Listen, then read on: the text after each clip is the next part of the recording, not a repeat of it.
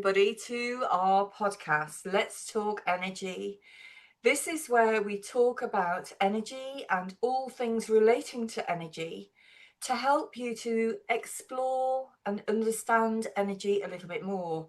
We so often hear energy, energy workers, energy practitioners, what energy we need to consider. But sometimes when we look into the word energy, we don't really fully understand what it's about. So that's why at the beginning of last year, we thought we would just pop on here for a few minutes once a month to help you to understand energy a little bit more and to talk all things relating to energy. So, welcome from me. I am Jo Dahl, and this is my beautiful friend and colleague, Amanda Brooks. Oh, sorry, you're going to introduce me. Amanda Brooks. So, at the beginning of each of our podcasts, we have a bit of fun. And I have to say, this bit of fun is becoming a bit stressful. It was fun at the beginning, but it's now becoming a bit stressful because what we decided to do was to share with you what tool of the week we were using for our energy or the energy in our treatment spaces. And in March, it was really easy to do that. And now we're in January and we're both going, what can we share now? So, Amanda, what's your tool of the week? So mine's another crystal and it's citrine.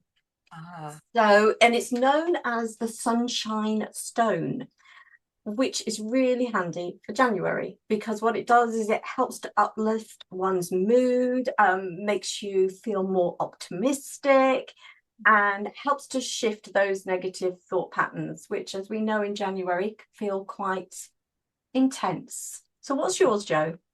So this week and from the New Year's Eve into New Year, I've been using my Titian bells. So these are the bells, and they just create a beautiful, clear sound. And I've been using them over me just to make sure my energy is clear, but also I've been using them in my treatment space because in January, sometimes the energy of clients can be a little bit heavier than it is in the summer. And so it just helps to keep the energy in my space clear and bright so that it is welcoming for all of the clients that need my help. So, what are we going to be covering today, Amanda? So, as we're welcoming in the new year, so season greetings to everybody, or New Year greetings, however they say it. Everybody says something slightly different. And it's going to be interesting to see if this one goes as fast as last year did, because it was fast and intense, shall we say. So, what we're going to be really talking about is what it's like shifting from one year into the next. How does that transition feel on that energy level? I mean, we've spoken a little bit like you go from all that sort of like busy, and then you go into like a no man's land. I don't know if you found that between Christmas and New Year, because it's like everything's weird. And then there's the festivities for some again. And then it goes into like most people go into like the downness, the doldrums, don't they, into January. And for me, I've often thought of like January is like, this is an exciting month. It's where we get to be in that new space. But for some and for many, it doesn't feel like that. So it's also about what changes in our bodies, our minds, and our souls as the calendar turns. And, how can we consciously align with that shift rather than feeling dragged by it? So that was the idea, I believe, for this one. Yes, definitely. Yes. So I think one of the things that we do as we kind of come to the close of one year and the beginnings of a new year is we have one of two things. We can either feel like, thank goodness for that, get the broom out, sweep out the old, welcome in the new. Or for some, it can feel like, oh my goodness me, right, New Year has passed now, and now I've got 5 weeks of January to get through. And it can feel quite overwhelming, quite depressing in some cases. And also, we can be at odds with what nature is showing us and what we feel we should be doing. Now, the should be doing from years gone by is you've got to set New Year's resolutions. Mm. You've got to set New Year's resolutions. You've got to start losing weight. You've got to go to the gym. You've got to clear the house. You've got to do all of these things. So you set off with all of the good intentions on the 1st of January, and by the 2nd of January, you feel fed up because you've just overwhelmed yourself yet again with the to-do list, and you've set yourself up with this challenge that your energetic system is going, you're joking. I don't want to go to the gym. It's dark. I'm cold. I'm tired. I want to hibernate. So I think one of the things that can help us to align with January is to be at one with nature, with the season, to listen to, we've talked about this before, what Mother Earth is showing us. This is a time for quietness, for stillness, for reflection and contemplation of what has been and what you perhaps would like to happen as spring starts to emerge in March time.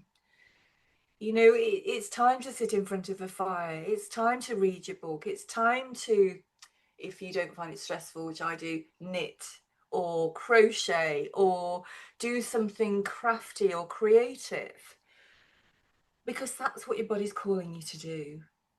What would you add to that? There isn't a lot I would add to that because they're all the things that help you to transition. And if you are somebody that really loves goal setting, set yourself one goal for that month rather than the 3 or 4 that we often do, because our mind is very much geared into keeping us safe, not really liking change. So if we do try to bring it too much, it goes no, and it's like puts the brakes on, and you can almost feel that happening.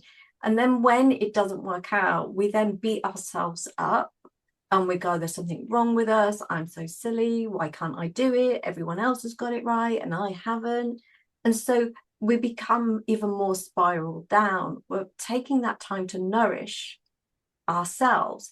If you think of it like the earth, it's like everything is in that hibernation. It's nourishing, it's getting ready, as you said, for that spring, for that experience. So it's about that looking within, not deep reflection, although that might be the thing you want to do, but it's about what is it I need right now? What is I need in this moment? And it might be a little snooze. It might be doing something with your hands, craft wise, or it might be reading a book or being out in nature while the light is there. There may not be sun, but it's about that light reaching that pineal gland, helping with the body's natural hormone balance. So, yeah. Yeah, definitely. And I think moving into January, you know, we've already touched on the fact that January is a long month. It feels like it's about 18 weeks long. It's probably 5, I think. But what often happens at this time of year is there is also a fear that creeps in. And that fear is often around money. Can you share a little bit around that?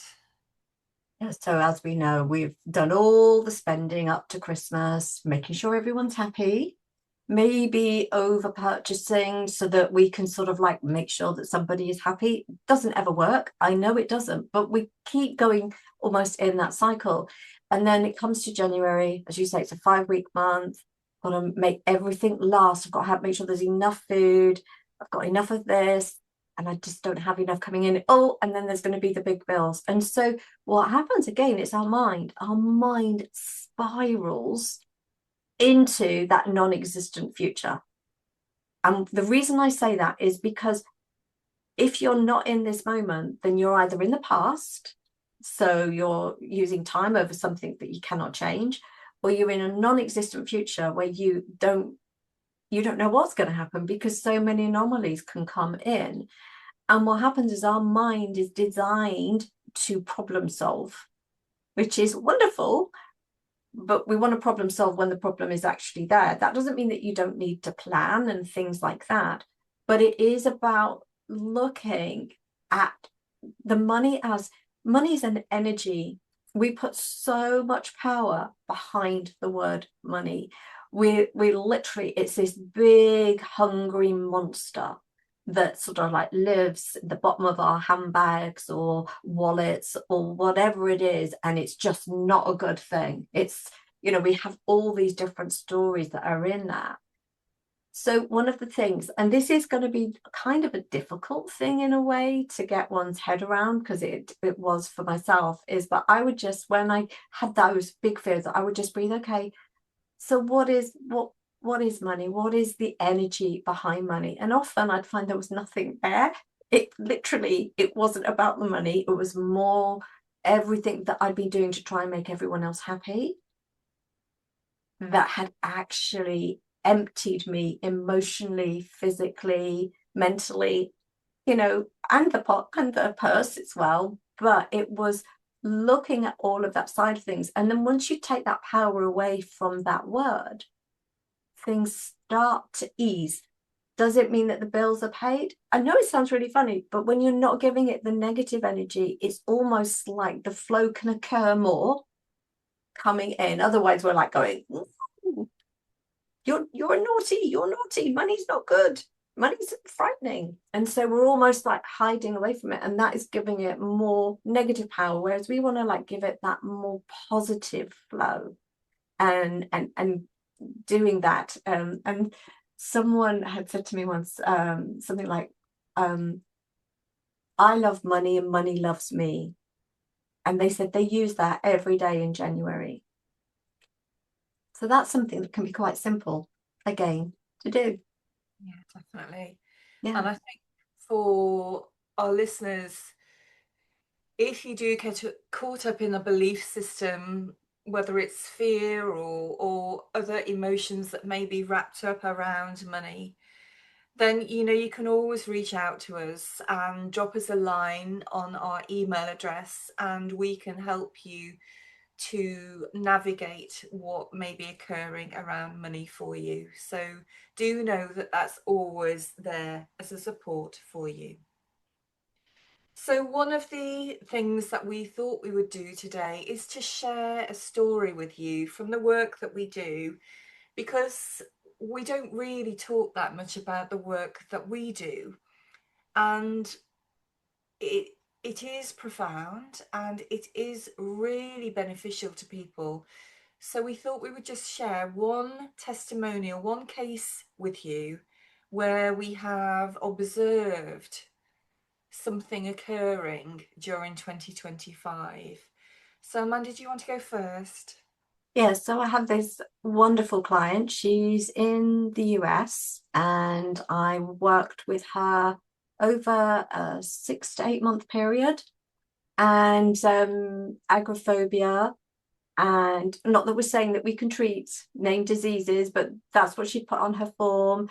Uh, Lack of confidence in herself, lots of digestive issues, sleep issues. I mean, it was like quite a big thing.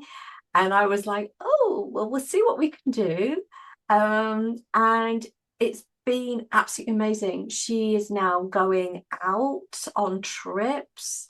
She's able to plan little holidays, little trips. I mean, not massive ones, but it's about baby steps because this had been going on for years.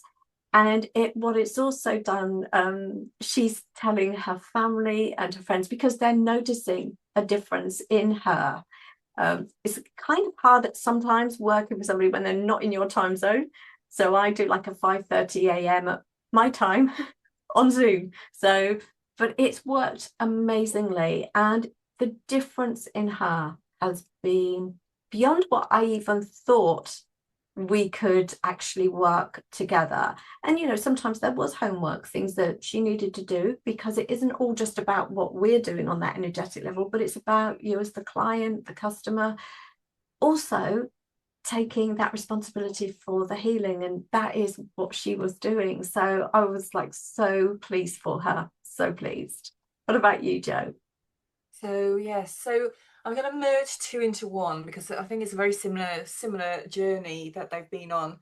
But I've had a couple of people come at the beginning of 2025, and if I say to you that they were a shadow of who they were stressed, they were anxious, they were having relationship problems, they didn't know who they were, they didn't know what they wanted, they didn't know how to be.